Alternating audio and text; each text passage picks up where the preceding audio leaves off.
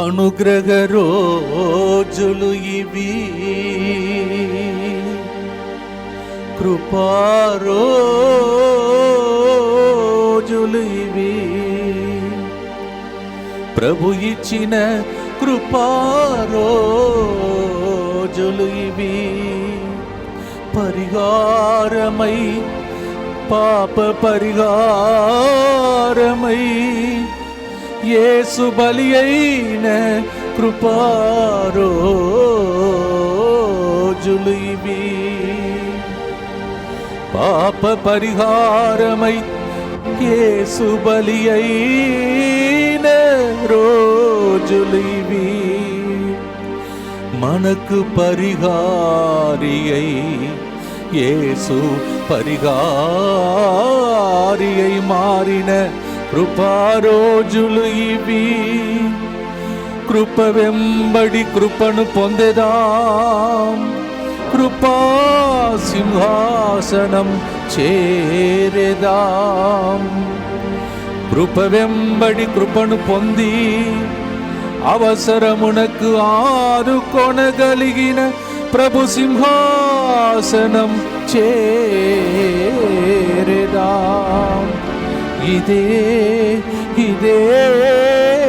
కల్వారి పయనం, ఇదే కల్వారి త్యాగ జీవన పయనం. రండి రక్షణ పొందండి, పరిహారమయ్యను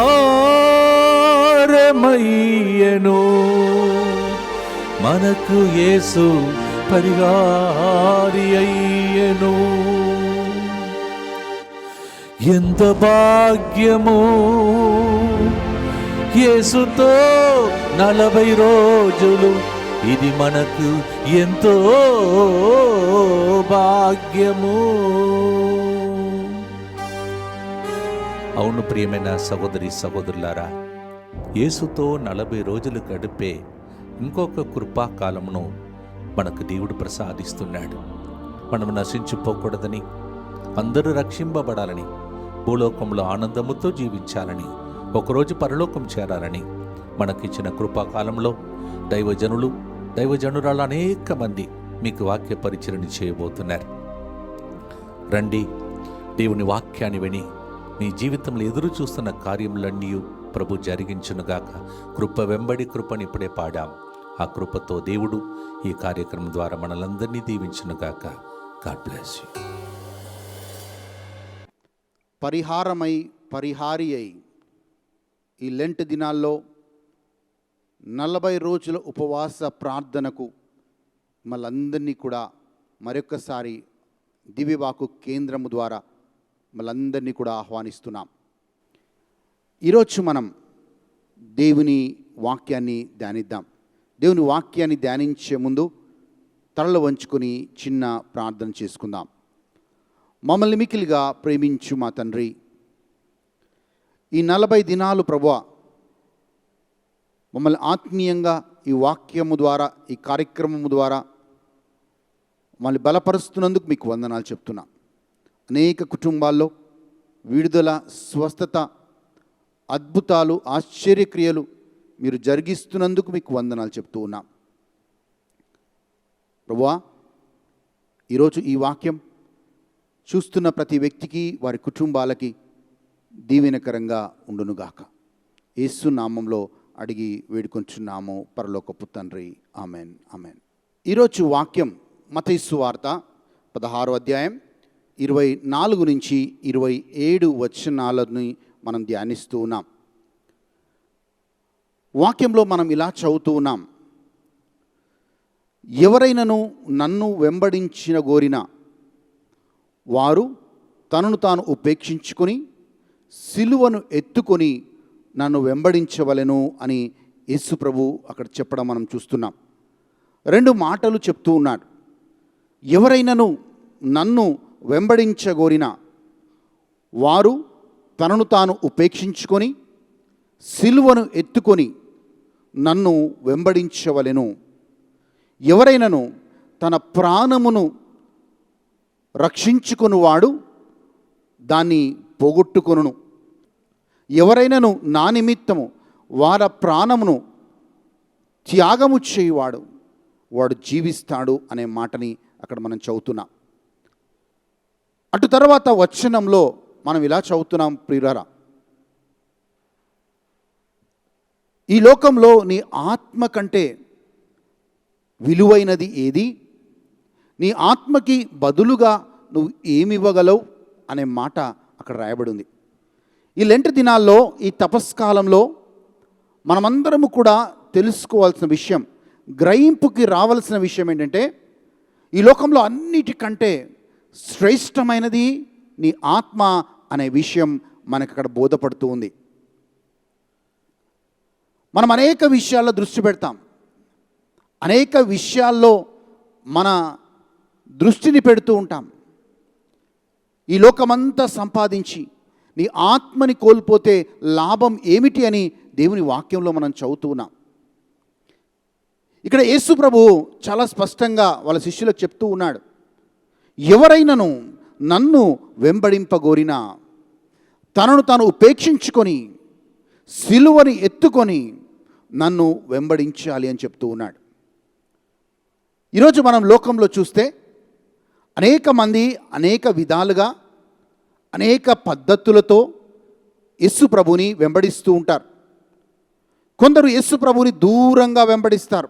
అంటే వీళ్ళందరూ కూడా రహస్యంగా యేసు ప్రభుని వెంబడించేవాళ్ళు.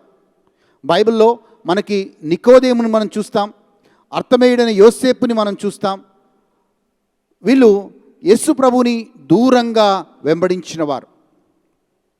ఇంకా కొంతమంది స్వార్థముతో యేసు ప్రభు నుంచి ఏదైనా పొందుకోవాలని వాళ్ళు యేసు ప్రభుని వెంబడిస్తారు.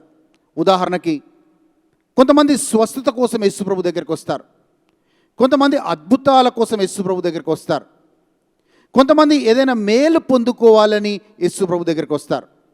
ఆ స్వస్థతని పొందుకున్న తర్వాత, ఆ మేలుని పొందుకున్న తర్వాత, ఆ అద్భుతాన్ని పొందుకున్న తర్వాత వాళ్ళు యేసు ప్రభుని వెంబడించకుండా వెళ్ళిపోతారు. ఇంకా కొంతమంది యేసు ప్రభువుని వెంబడించినట్లయితే నాకు ఏదైనా ఒక మంచి స్థాయి, ఒక మంచి స్థితి, నాకు ఒక పదవి, ఒక హోదా నాకు వస్తుంది అని యేసు ప్రభువుని వెంబడిస్తారు. ఉదాహరణకి మనము వాక్యంలో మనం చదువుతున్నాం, మార్కు సువార్త జెబెదీ కుమారులుగా ఉన్న ఆ తల్లి యేసు ప్రభు దగ్గరికి వచ్చి అడుగుతుంది, అయ్యా నా కొడుకులు ఇద్దరూ నిన్ను వెంబడించారు, నాకు ఒక కోరిక ఉందయ్యా. ఆ కోరిక ఏంటంటే నీ రాజ్యంలో ఒక కొడుకు కుడివైపు, ఒక కొడుకు ఎడం వైపు ఉండటానికి నువ్వు కృపనివ్వు, నువ్వు అనుమతినివ్వు అని యేసు ప్రభుని అడుగుతూ ఉన్నారు. ఆ మాటలు విని అక్కడున్న 12 మంది శిష్యులు అందరూ కూడా ఆశ్చర్యపోయారు. అయ్యో, మేమందరం కూడా ఉన్నామే, మేము కూడా సమస్తమును విడిచిపెట్టి యేసు ప్రభుని వెంబడిస్తున్నామే, ఈమె మాత్రం వచ్చి వాళ్ళ కొడుకులకి ఒకరు ఎడం వైపు ఒకరు కుడివైపు యేసు ప్రభుతో ఉండాలని ఆమె అడుగుతూ ఉందే అని ఆశ్చర్యంగా చూశారు. ఆమెకి వాళ్ళ కుమారులిద్దరూ మంచి స్థాయిలో, మంచి పొజిషన్లో, ఒకరు యేసు ప్రభుకి లెఫ్ట్ హ్యాండ్గా, ఒకరు యేసు ప్రభుకి రైట్ హ్యాండ్గా ఉండాలని ఆమె ఆశపడింది. ఇంకా కొందరు ఏమైనా కానీ అన్నీ వాళ్ళని వాళ్ళు త్యజించుకొని, ఉపేక్షించుకొని, సిలువని మోసుకొని యేసు ప్రభుని వెంబడిస్తారు. ప్రియమైన వారలారా, అనేక రకాల ఉద్దేశాలతో యేసు ప్రభుని వెంబడించేవారిని మనం ఈ సమాజంలో చూస్తూ ఉన్నాం. ఈరోజు సూటి ప్రశ్న మీ అందరికీ ఏంటంటే, మీరు యేసు ప్రభుని వెంబడిస్తున్నారు, ఏ ఉద్దేశంతో వెంబడిస్తూ ఉన్నారు అన్నది ప్రశ్న. ఆ రోజు మనము మట్టల ఆదివారం రోజు చూస్తున్నాం, మ్రాని కొమ్మల ఆదివారం రోజు చూస్తున్నాం. అనేక మంది, 20 లక్షల మంది ఆ యెరూషలేము వీధుల్లో హోసన్నా దావీదు తనయా అని యేసు ప్రభుని జై జైలు కొట్టారు. ఈ 20 లక్షల మంది యేసు ప్రభుని రాజుగా, దావీదు వంశం నుంచి వచ్చిన రాజుగా వాళ్ళు చూశారు. వీళ్ళందరూ కూడా ఒక 4 రోజుల తర్వాత యేసు ప్రభు శిలువ మరణం పొందుతుంటే ఈ 20 లక్షల మంది లేరండి. కొద్ది మంది మాత్రమే ఆ సిలువ దగ్గర మనకు కనబడతారు. యెరూషలేము వరకు వచ్చిన వాళ్ళు అనేకులు, కానీ సిలువ దగ్గరికి వచ్చిన వాళ్ళు కొంతమందే. యేసు ప్రభుది చివరి దాకా వెంబడించిన వారు కొద్దిమందే. మీకు అందరికి ఒక ఆశ్చర్యకరమైన విషయం చెప్పాలి. ఏంటంటే ఈ 12 మంది శిష్యులని యేసు ప్రభు చాలా జాగ్రత్తగా చూసుకున్నాడు. వాళ్ళు యేసు ప్రభు బోధలు విన్నారు, యేసు ప్రభు చేసిన అద్భుతాలు వాళ్ళు చూశారు. కానీ ఎప్పుడైతే ఆ రాత్రి ఆ రోమా సైనికులు యేసు ప్రభుని సంకెళ్ళు వేసి వాళ్ళు తీసుకొని వెళ్తున్నారో, ఈ 11 మంది శిష్యులందరూ కూడా, ఈ 12 మంది శిష్యులు అందరూ చెల్లాచెదురైపోయారు.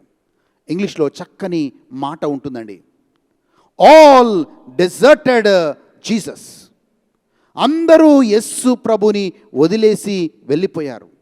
అప్పటి వరకు వెంబడించారు, అద్భుతాలు ఆశ్చర్యక్రియలు అన్నీ చేస్తున్నప్పుడు యేసు ప్రభుని వెంబడించారు. మేము యేసు ప్రభు శిష్యులమని గర్వంగా చెప్పుకున్నారు. కానీ యేసు ప్రభు ఆ రోమా సైనికులు సంకెళ్ళు వేసి తీసుకొని వెళ్తూ ఉంటే అందరూ యేసు ప్రభుని విడిచిపెట్టారు. అదే సందర్భంలో కొద్ది గంటల తర్వాతనే పేతురు గారు యేసు ప్రభు ఎవరో నాకు తెలియదని ముమ్మారు బొంకడం మనం చూస్తున్నాం. ఆ శిష్యుల్లోనే ఒకడు యేసు ప్రభుని 30 నాణాలకు అమ్మేయడం మనం చూస్తూ ఉన్నాం. వీళ్ళందరూ యేసు ప్రభుని వెంబడించిన వాళ్ళే. ఈరోజు చివరి దాకా యేసు ప్రభుని వెంబడించే వారికి మాత్రమే రక్షణ. చివరి దాకా యేసు ప్రభుని వెంబడించే వారికి మాత్రమే నిత్య జీవం. మరి మనము యేసు ప్రభు వెంబడిస్తూ ఉన్నాం. ఎలా వెంబడిస్తూ ఉన్నాం? మేలు కోసం వెంబడిస్తున్నామా? స్వస్థ కోసం వెంబడిస్తున్నామా? లేకపోతే అద్భుతాల కోసం వెంబడిస్తున్నామా?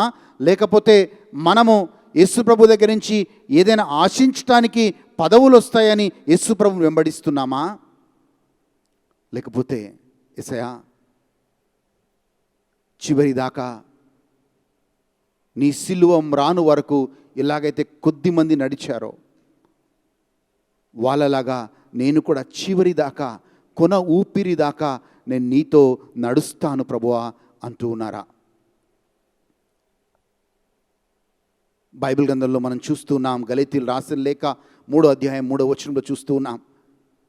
అనేక మంది ఆత్మానుసారంగా వాళ్ళ ఆత్మీయ జీవితాన్ని ఆరంభిస్తూ ఉన్నారు, కానీ శరీరానుసారంగా వాళ్ళు ముగిస్తూ ఉన్నారు. ఆత్మానుసారంగా అంటే దేవుని భయభక్తులతో వాళ్ళ జీవితాలని, వాళ్ళ విశ్వాస జీవితాన్ని వాళ్ళు ఆరంభిస్తూ ఉన్నారు. కానీ ప్రియమైన వారలారా, కొద్ది రోజుల తర్వాత, కొన్ని నెలల తర్వాత, కొన్ని సంవత్సరాల తర్వాత వాళ్ళు పడిపోయి ఒక అన్యుల కంటే కూడా ఒక భయంకరమైన స్థితిలో వాళ్ళు జీవించడం మనం చూస్తున్నాం. వీళ్ళు చర్చికి రావడానికి ఇష్టపడరు, బైబిల్ చదవడానికి ఇష్టపడరు, ఉపవాస ప్రార్థన అంటే అస్సలు ఇష్టపడరు, దేవుని వాక్యం అంటే అస్సలు ఇష్టపడరు. అంతా నా తలాంతు వల్ల నేను ఈ స్థాయిలో ఉన్నాను, నాకున్న ఇన్ఫ్లుయెన్స్ వల్ల నేను ఈ స్థాయిలో ఉన్నాను, మా అమ్మ నాన్న సంపాదించిన ఆస్తి వల్ల నేను ఈ స్థాయిలో ఉన్నాను, నా తెలివితేటల వల్ల నేను ఈ స్థాయిలో ఉన్నాను, నాకు దేవుడు ఎందుకు అన్న స్థితిలో అనేక మంది జీవించడం మనం చూస్తూ ఉన్నాం. కానీ బైబిల్ చెప్తుంది, నీ తల్లి గర్భంలో నిన్ను రూపించక మునిపే దేవుడు నిన్ను ఎరిగి ఉన్నాడు. అప్పటి నుంచి దేవుడు నిన్ను కాచి కాపాడుతూ ఈ స్థాయి దాకా నేను దేవుడు తీసుకొచ్చాడు. ప్రియమైన వారలారా, ఈ వాక్యాన్ని మనం వింటూ ఉన్నాం. ఒక్కసారి లెంట్ దినాల్లో మనల్ని మనం ఆత్మ పరిశీలన చేసుకుందాం. నేను ఎందుకు యేసు ప్రభు వెంబడిస్తున్నాను? మరి యేసు ప్రభు వెంబడించే నేను చివరి దాకా యేసయ్యని వెంబడించాలని నేను ఒక నిర్ణయం తీసుకున్నానా? అలా నిర్ణయం తీసుకున్న వాళ్ళకే నిత్య జీవం. చాలామంది వెంబడించారు, కొద్ది దూరం వెంబడించారు, దాని తర్వాత వెళ్ళిపోయారు. యూదా ఇస్కరియోతును చూడండి, కొద్ది దూరం వెంబడించాడు, దాని తర్వాత ఇక తిరిగి వెళ్ళిపోయాడు. సౌలు యావే దేవుని ఆత్మ ద్వారా నడిపించబడ్డాడు. అనేక సంవత్సరాలు నడిచాడు యేసు ప్రభుతో, దేవుని ఆత్మ ద్వారా నడిపించబడ్డాడు. కానీ అటు తర్వాత తప్పిపోయినట్లుగా మనం చూస్తున్నాం. సొలొమోను రాజు దేవునితో అనేక సంవత్సరాలు నడిచాడు. కానీ కొన్ని సంవత్సరాల తర్వాత సొలొమోను రాజు ఆయన పక్కకి తొలగిపోయినట్లుగా మనం బైబిల్లో చదువుతున్నాం. కానీ బైబిల్లో అనోకు దేవుడితో నడిచెను అనే మాటను వింటాం. బైబిల్లో నోహాపు దేవుడితో నడిచెను అనే మాటను వింటాం. ఈరోజు అనోకు వలె నోహాపు వలె దేవుడితో నడిచేవారిగా ఉందామా? అనోకు చివరిదాకా దేవుడితో నమ్మకంగా నడిచాడు కాబట్టి ఆయన ఆరోహణమై కొనిపోబడ్డాడు. ఏలియా ప్రవక్త కూడా దేవుడితో నమ్మకంగా నడిచాడు. ఆయన పరలోకానికి ఆరోహణమై కొనిపోబడ్డాడు. ప్రియమైన వారలారా, ఈరోజు చివరి దాకా యేసు ప్రభుతో నడిచే వారి కోసం యేసు ప్రభు చూస్తూ ఉన్నాడు. నువ్వు యెరూషలేము దాకా నడుస్తున్నావా, లేకపోతే కల్వరి దాకా నడుస్తూ ఉన్నావా? నన్ను వెంబడించగోరినవాడు తనను తాను ఉపేక్షించుకొని నా సిలువను ఎత్తుకొని నన్ను వెంబడించాలి. ఈ యొక్క ఉపవాస దినాల్లో, ఈ లెంట్ దినాల్లో మనము గ్రహించాల్సింది ఏంటంటే మన ఆత్మ చాలా విలువైనది. నీ ఆత్మ దేనికి కూడా వెలకట్టలేనిది. అందుకే ఆ వాక్యంలో మనం చదువుతున్నాం, నీ ఆత్మకి బదులుగా నువ్వు ఏమి ఇవ్వగలవు? ఎన్ని వేల కోట్లు ఇచ్చినా నీ ఆత్మకి బదులుగా నువ్వు ఏమి ఇవ్వలేవు. యేసయ్య నశించిన దాన్ని వెదకి రక్షించటానికే ఈ భూలోకానికి వచ్చాడు. అందుకే ఆయనని రక్షకుడు అన్నారు. మత్తయి సువార్త 1వ అధ్యాయం 21వ వచనంలో తన ప్రజలని వారి పాపముల నుంచి రక్షించుటకు ఆయన ఈ భూలోకానికి వచ్చెను అనే మాటను చదువుతున్నాం. ఈరోజు మనల్ని మన పాపము నుంచి, మన బంధకాల నుంచి మనల్ని విడిపించి పరలోక రాజ్యానికి వారసులను చేయడానికి ప్రభు అయిన యేసుక్రీస్తు ఈ భూలోకానికి వచ్చాడు. మరి దేంట్లో నశిస్తున్నాం?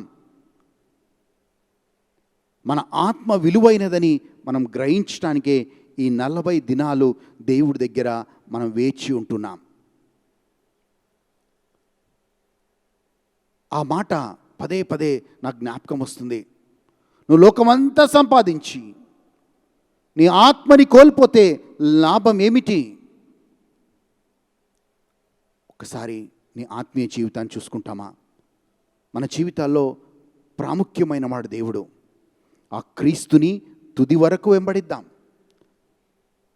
పౌలు అనే భక్తుడు, పునీత పౌలు గారు వాక్యంలో చూస్తున్నాం, ఒక్కసారి యేసు ప్రభుని తెలుసుకున్నాడు. ఆ దమస్కు వెళ్ళే మార్గంలో యేసు ప్రభుని తెలుసుకున్నాడు. తెలుసుకున్న ఈ సౌలు చివరి దాకా ఎన్ని కష్టాలు వచ్చినా, ఎన్ని శ్రమలు వచ్చినా, ఎన్ని బాధలు వచ్చినా, ఎన్నిసార్లు ఆయన చెరసాలలో పడేయబడ్డా, ఎన్నిసార్లు ఆయనని రాళ్లతో కొట్టినప్పటికీ పట్టు విడవకుండా చివరి దాకా యేసు ప్రభుని వెంబడించాడు. చూడండి, యేసు ప్రభు తెలియక ముందు ఆయన క్రైస్తవుల్ని హింసించేవాడు. యేసు ప్రభుని తెలిసిన తర్వాత, యేసు ప్రభుని ముఖాముఖి ఆయన దర్శనం పొందుకున్న తర్వాత ఆ యేసు ప్రభు కోసం, ఆయన స్థాపించిన సంఘము కోసం అనేక శ్రమలని పౌలు తీసుకున్నట్లుగా, పడినట్లుగా మనం బైబిల్లో చూస్తున్నాం. శిష్యులను చూడండి, పేతురు, అనేక మంది శిష్యులు ఆ రోజు వాళ్ళు చేపలు పడుతూ ఉన్నారు. యేసు ప్రభు వచ్చాడు, వచ్చి నన్ను వెంబడించండి అన్నాడు. వెంటనే వాళ్ళు లూకా సువార్త 5వ అధ్యాయం 10-11 వచనాల్లో మనం చదువుతాం, వాళ్ళు సమస్తమును విడిచిపెట్టి యేసు ప్రభుని వెంబడించిరి. చూడండి, everything, they left everything and followed Jesus. ఈ సమస్తమును విడిచిపెట్టిన వారిని యేసుప్రభు విడిచిపెట్టలేదు. వీళ్ళందరూ కూడా అపోస్తుల కార్యాల్లో మనం చదివితే, పేతురు కావచ్చు, యోహాను కావచ్చు, జెబెదీ కుమారులు కావచ్చు, యాకోబు కావచ్చు, వీళ్ళందరూ కూడా కొన ఊపిరి వరకు యేసుని వెంబడించారు, సువార్తని బోధించారు, హతసాక్షులుగా చనిపోయారు. అందుకే ఈరోజు అపోస్తుల బోధయందు మన విశ్వాసం ఆధారపడి ఉంది. ఈరోజు ఈ వాక్యం ఇచ్చిన మనం, యేసు ప్రభు మనల్ని సూటిగా అడుగుతూ ఉన్నాడు, నన్ను చివరి దాకా వెంబడిస్తావా, లేకపోతే కొద్ది దూరమే వెంబడిస్తావా? సిరేనియా సిమోనుడు యేసు ప్రభు శిలువ మోసుకొని వెళ్తూ ఉంటే ఆ బాధని చూడలేక, ఆ శిలువ నేను కొంచెం మోస్తాను, ఆ బరువుని నేను కొంచెం దూరం మోస్తాను అని చెప్పి యేసు ప్రభు దగ్గరికి వచ్చి, అయ్యా నేను మోస్తానయ్యా అని ఆ శిలువను మోసుకొని కొద్ది దూరం నడిచి కొద్ది దూరం యేసు ప్రభుకి సహాయం చేశాడు. ఈరోజు యేసయ్య అంటున్నాడు, నన్ను వెంబడింపగోరిన వారు తనను తాను ఉపేక్షించుకొని సిలువని ఎత్తుకొని నన్ను వెంబడించాలి. సిలువ అంటే శ్రమలతో కూడినది అని అర్థం. సిలువ అంటే రక్షణని ఇచ్చేది అని అర్థం. ఈరోజు సిలువ దేవుని ప్రేమను, మనుషుల ప్రేమను కనపరిచేదే సిలువ. ఆ నిలువు కొమ్మ దేవుని ప్రేమను సూచిస్తుంది, ఆ అడ్డ కొమ్మ మనుషుల ప్రేమను సూచిస్తుంది. రెండు ఆజ్ఞలు ఆ సిలువ మ్రానులో మనకు కనబడతాయి. ఒకటి, నీ దేవుని పూర్ణ ఆత్మతో, పూర్ణ శక్తితో, పూర్ణ బలముతో నువ్వు ఆరాధింతువుగాక అన్న మొదటి ఆజ్ఞ ఆ నిలువు కొమ్మలో మనకు కనబడుతుంది. ఆ అడ్డ కొమ్మలో మనకి నీ పొరుగు వారిని నీవలే ప్రేమింతువుగాక అన్న విషయం మనకు బోధపడుతుంది. సిలువ దేవుని ప్రేమకి, మనుషుల ప్రేమకి సాదృశ్యంగా ఉంది. సిలువ యేసు ప్రభు త్యాగాన్ని మనకు గుర్తు చేస్తుంది. సిలువ యేసు ప్రభు రక్షణని మనకు గుర్తు చేస్తుంది. సిలువ యేసు ప్రభు శ్రమలని మనకు గుర్తు చేస్తుంది. ఈరోజు ఆ గొప్ప సిలువ మ్రానును ఎత్తుకున్నప్పుడు నీలో ఆ త్యాగం కనపడాలి, నీలో ఆ ప్రేమ కనపడాలి, నీలో ఆ గొప్ప రక్షణ స్వార్థని ప్రకటించాలని తాపత్రయంను కలిగి ఉండాలి. ప్రియమైన వాళ్ళారా, అనేక మంది పిలువబడతారు, కానీ కొద్ది మంది మాత్రమే ఎన్నుకొనబడతారని వాక్యంలో చదువుతున్నాం. ఈరోజు అనేక మంది పిలువబడి ఉండొచ్చు, కానీ దేవుడు మనల్ని మాత్రమే, కొద్ది మందిని దేవుడు ఎన్నుకున్నాడు. ఆ ఎన్నుకొనబడ్డ వాళ్ళు యెరూషలేము దాకా కాదు, కల్వరి సిలువ దాకా వాళ్ళు నడుస్తారు. అంటే చివరి దాకా, కొన ఊపిరి దాకా వాళ్ళు యేసు ప్రభుని వెంబడించేవారిగా మనకు కనబడతారు బైబిల్లో. ఈరోజు యేసయ్య ప్రశ్న అడుగుతూ ఉన్నాడు, నా సహోదరి, నా సహోదరా, 2000 సంవత్సరాల క్రితం నేను నీకోసం శిలువలో మరణించాను. మరి ఆ మరణించింది ఎందుకు అంటే మనందరికీ రక్షణనివ్వడానికి. నువ్వు ఆ రక్షణ కలిగి ఉన్నావా అన్నది రెండో ప్రశ్న. పాత నిబంధనలో ఇజ్రాయేలు ప్రజలు అందరూ ఎన్నుకోబడ్డారు, కానీ అందరూ వాగ్దాన భూమికి చేరలేకపోయారు. దేవుని వెంబడించాలని వాళ్ళందరూ కూడా బయలుదేరారు. దేవుడు వాళ్ళకు మార్గాన్ని చూపించాడు, కానీ అందరూ వాగ్దాన భూమికి వాళ్ళు వెళ్ళలేకపోయారు. ఎందుకు అంటే వాళ్ళు పూర్తిగా దేవుణ్ణి విధేయించలేకపోయారు. దావీదుకి పడిపోయినను, శ్రమలు వచ్చినను ప్రతి విషయంలో దేవుణ్ణి జ్ఞాపకం చేసుకున్నాడు. చివరిదాకా దేవుడితో నడిచే ఆ యొక్క కృపని దావీదు పొందుకున్నాడు. పడిపోయినప్పుడల్లా దేవుడి దగ్గరికి వెళ్ళి క్షమాపణ అడిగాడు. బహుశా నువ్వు పడిపోయావేమో దావీదులాగా. ఈరోజు తిరిగి క్షమాపణ అడిగితే మళ్ళీ దేవుడు నీకు కొత్త జీవితాన్ని ఇస్తాడు. బహుశా తప్పిపోయిన కుమారుల్లాగా లోకంలో కలిసిపోయావేమో, తిరిగి దేవుడి దగ్గరికి వస్తే మళ్ళీ నీకు ఒక రక్షణని, మళ్ళీ క్రొత్త జీవితాన్ని దేవుడు నీకు ఇస్తాడు. యేసుప్రభు ఉన్నంత కాలం తండ్రికి సంపూర్ణంగా విధేయించుకుంటూ ఆయన జీవించడం మనం చూస్తున్నాం. ప్రియమైన వాళ్ళారా, ఈ వాక్యం వింటున్న మనం మన జీవితాలని, మన కుటుంబాలని యేసయ్యకి సమర్పిద్దాం. నన్ను వెంబడించ గోరినవాడు తనను తాను ఉపేక్షించుకొని నా సిలువని ఎత్తుకొని వెంబడించవలెను. ఈరోజు ఆ నిర్ణయం తీసుకుందాం. ప్రభువా, చివరిదాకా నీ సిలువను మోసుకొని నేను వెంబడిస్తాను. రెండవది, నా ఆత్మ విలువైనది, నా కుటుంబ సభ్యుల యొక్క ఆత్మ విలువైనది. లోకమంతా సంపాదించి నీ ఆత్మని కోల్పోతే లాభం ఏమిటి? నీ ఆత్మకి బదులుగా నువ్వు ఏమి ఇవ్వగలుగుతావు అన్న వాక్యం నీకు బోధపడితే, అన్న వాక్యం నీకు అర్థమైతే, నీ మోకాలు దేవుడి దగ్గర వంగుతుంది. నీ తెలివి కాదు, నీ జ్ఞానం కాదు, నీ డబ్బు కాదు నిన్ను కాపాడేది. మన ప్రభు అయిన యేసుక్రీస్తు రక్షకుడిగా వచ్చి నశించిన వారిని వెదకి రక్షించుటకి ఈ భూలోకానికి వచ్చాడు. ఈ తపస్కాలంలో, ఈ ఉపవాస దినాల్లో నీ కుటుంబం అంతా కూడా రక్షణలోకి వచ్చిండుగాక. నీ కుటుంబ సభ్యులందరూ కూడా దేవుని, క్రీస్తుని చివరి దాకా వెంబడింతురుగాక. తలలు వంచి ప్రార్థన చేసుకుందాం. మమ్మల్ని మిక్కులుగా ప్రేమించు మా తండ్రి, నీకు వందనాలు, నీకు స్తోత్రాలు ప్రభువా. మేమందరము కూడా చివరిదాకా మమ్మల్ని మేము ఉపేక్షించుకొని నీ సిలువను మోసుకొని ప్రభువా వెంబడించే వారిగా మమ్మల్ని ఉంచండి.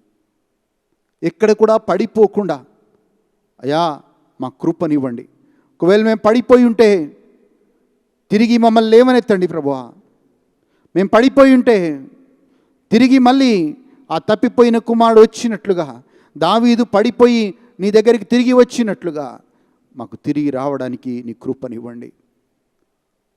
అలాగే ప్రభువా,